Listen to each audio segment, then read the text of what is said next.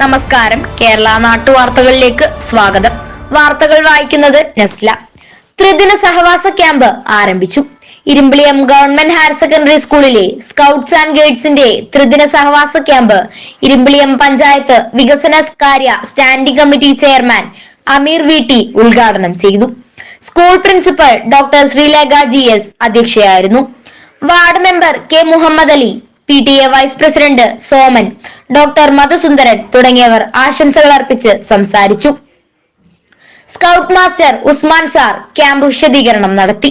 Scout leader Muhammad Shabeeb, Muhammad Shan, guide ലീഡർമാരായ അമൃത, ഷഹന തുടങ്ങിയവർ നേതൃത്വം നൽകി.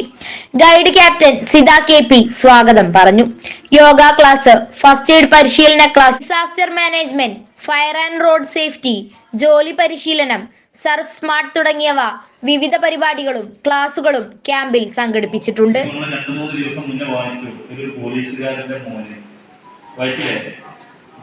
പോലീസുകാരൻ ബൈക്ക് സ്റ്റേഷനിൽ കൊണ്ടുപോയിട്ട് ഉള്ള കാറ് തൊട്ടടുത്ത വീട്ടിലിട്ടു. അത് കൂടാതെ ഉമ്മാന്റെ ബൈക്ക് എടുത്ത് റെയിൽവേ ട്രാക്കിൽ പെട്ട് കഴിഞ്ഞ് 2 കഷ്ണമായി. ഒന്ന് ആലോചിച്ച് നോക്കി, 2 കഷ്ണമായി. അപ്പൊ മിഞ്ഞാന്ന് നാളെ മാധ്യമത്തിൽ വായിച്ചത്, പത്രത്തിൽ കൊണ്ടുവന്നേ. അപ്പൊ അതിനാണോ ഈ രക്ഷിതാക്കളെ നിങ്ങൾ പഠിപ്പിക്കുന്നത്? ഒന്ന് ആലോചിച്ച് നോക്കി. അവരൊക്കെ വേദനത്തെ. ഇപ്പൊ 4 ദിവസം മുന്നേ നമ്മുടെ ഇപ്പം നിലയ്ക്കണ ഈ പത്രപ്രവർത്തകരുടെ അയൽവാസിയായ സുനിൽ എന്ന് പറഞ്ഞ പയ്യൻ ആത്മഹത്യ ചെയ്തത്, തൂങ്ങി മരിച്ചത്. അമ്മ ടീച്ചറാണ്.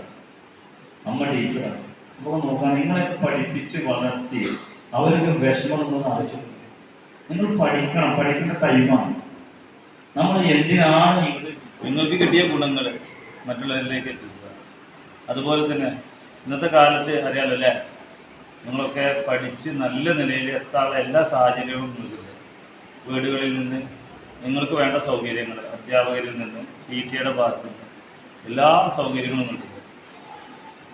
നമ്മളൊക്കെ പഠിച്ചിരുന്ന കാലത്ത്, നിങ്ങളുടെയൊക്കെ രക്ഷിതാക്കളൊക്കെ പഠിച്ചിരുന്ന കാലത്ത് ഒരു സൗകര്യങ്ങളും ഇല്ല. അപ്പോൾ തന്നെ നോക്കാൻ ഇപ്പോൾ 2-3 ദിവസം മുന്നേ പ്രിൻസിപ്പൾ വിളിക്കുകയാണ്. കുട്ടികളൊക്കെ പുറത്ത്, ആശ്രമാശം വിളിച്ച് സ്വീകരിച്ചു. 3 ആൾ വിളിച്ചു. കുട്ടികളൊക്കെ പുറത്താണ്. എന്താണ്, സിമെന്റ് ബെഞ്ചുമേ സിമെന്റ് ഉണ്ട്, പിന്നെ പൊടികളുണ്ട്. അപ്പൊ ഈ കുട്ടികളോട് ടീച്ചർമാർ, അധ്യാപകർക്ക് ഇത് അടിച്ചു വരാനും പറയാനും പ്രയാസം. എന്താ വെച്ചാൽ ഇന്നത്തെ കാലഘട്ടം അങ്ങനെയാണ്.